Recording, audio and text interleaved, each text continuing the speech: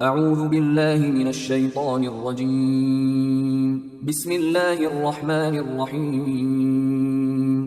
سورہ زاریات آیات نمبر 24 تا 46 میں حضرت ابراہیم علیہ السلام اور قوم لوط کے واقعے کی طرف اشارہ کہ کس طرح اللہ نے رسول کی تکذیب کرنے والی قوم کو ہلاک کر دیا۔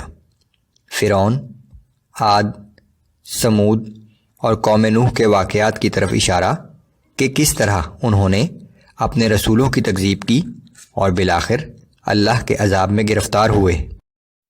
اعوذ باللہ من الشیطان الرجیم۔ هل اتاک حدیث ضیف ابراہیم المکرمین۔ اے نبی صلی اللہ علیہ وآلہ وسلم، کیا ابراہیم علیہ السلام کے معزز مہمانوں کی خبر آپ تک پہنچی ہے؟ اذ دخلوا علیہ فقالوا سلاما قال سلام قوم منکرون۔ جب وہ ابراہیم علیہ السلام کے پاس آئے اور انہیں سلام عرض کیا، آپ نے فرمایا تم پر بھی سلام ہو، اور دل میں خیال کیا کہ یہ کچھ اجنبی سے لوگ محسوس ہوتے ہیں۔ فراغ إلى أهله فجاء بعجل سمين۔ پھر وہ اپنے گھر والوں کے پاس گئے اور ایک بھنا ہوا فربا بچڑا لے آئے۔ فقربه إليهم قال ألا تأكلون۔ وہ بچڑا لا کر مہمانوں کے سامنے پیش کیا اور کچھ توقف کے بعد ان سے کہا کہ آپ لوگ کھاتے کیوں نہیں؟ فأوجس منهم خیفة۔ پھر اصرار کے باوجود ان کے نہ کھانے پر ابراہیم علیہ السلام نے اپنے دل میں خوف محسوس کیا۔ قالوا لا تخف وبشروه بغلام علیم۔ مہمانوں نے کہا کہ خوف زدہ مت ہوں، اور پھر ابراہیم علیہ السلام کو ایک بڑے علم والے بیٹے کی بشارت سنائی۔ فأقبلت امرأته في صرة فصكت وجهها وقالت عجوز عقيم۔ تو یہ سن کر ان کی بیوی حیران ہو کر سامنے آئی اور تعجب سے اپنے ماتھے پر ہاتھ مار کر کہنے لگی کہ میں بڑھیا اور بانجھ، مجھ سے بیٹا کیسے ہوگا؟ قالوا كذلك قال ربك إنه هو الحكيم العليم۔ انہوں نے کہا کہ تیرے رب نے اسی طرح فرمایا ہے، بے شک وہ بہت حکمت والا اور سب کچھ جاننے والا ہے۔ قال فما خطبكم أيها المرسلون۔ ابراہیم علیہ السلام نے کہا کہ اللہ کے بھیجے ہوئے فرشتوں، اب تمہیں کیا مہم درپیش ہے؟ قالوا إنا أرسلنا إلى قوم مجرمين۔ انہوں نے کہا کہ ہم ایک مجرم قوم کی طرف بھیجے گئے ہیں، قوم لوط کی طرف۔ لنرسل عليهم حجارة من طين مسومة عند ربك للمسرفين۔ تاکہ ان لوگوں پر پکی ہوئی مٹی کے پتھر برسا دیں، وہ پتھر جو آپ کے رب کی جانب سے اس حد سے گزر جانے والی قوم کے لیے نشان زدہ ہیں۔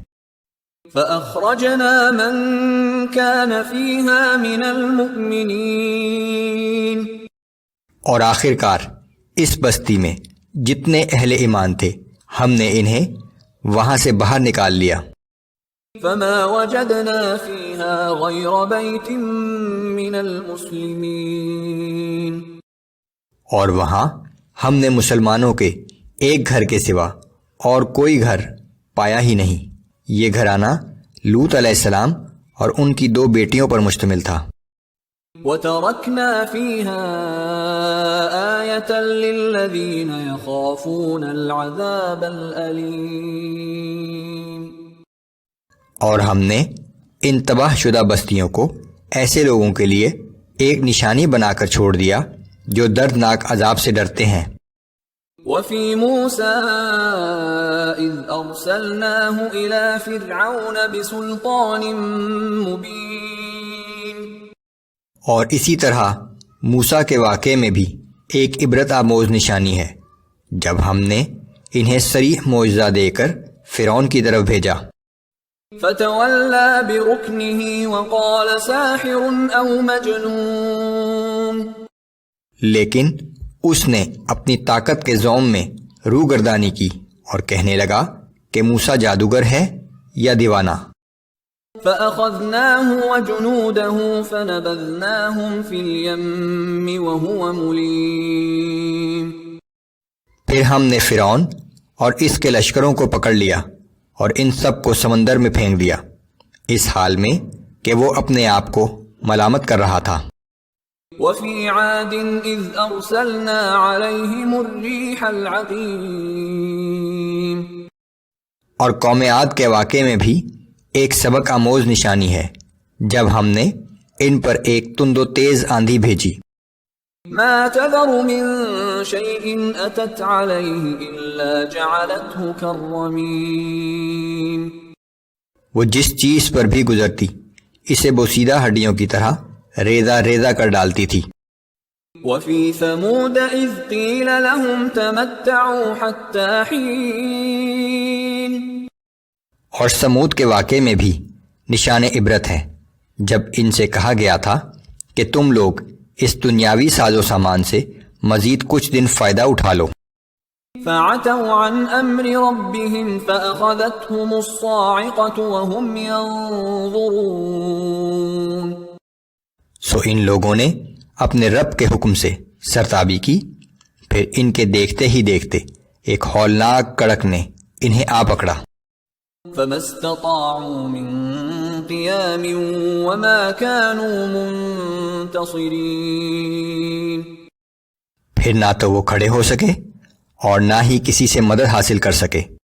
وقوم نوح من قبل انہم كانوا قوما فاسقین، اور ان سے پہلے ہم قوم نوح کو ہلاک کر چکے ہیں، بلا شبہ وہ بہت ہی نافرمان لوگ تھے۔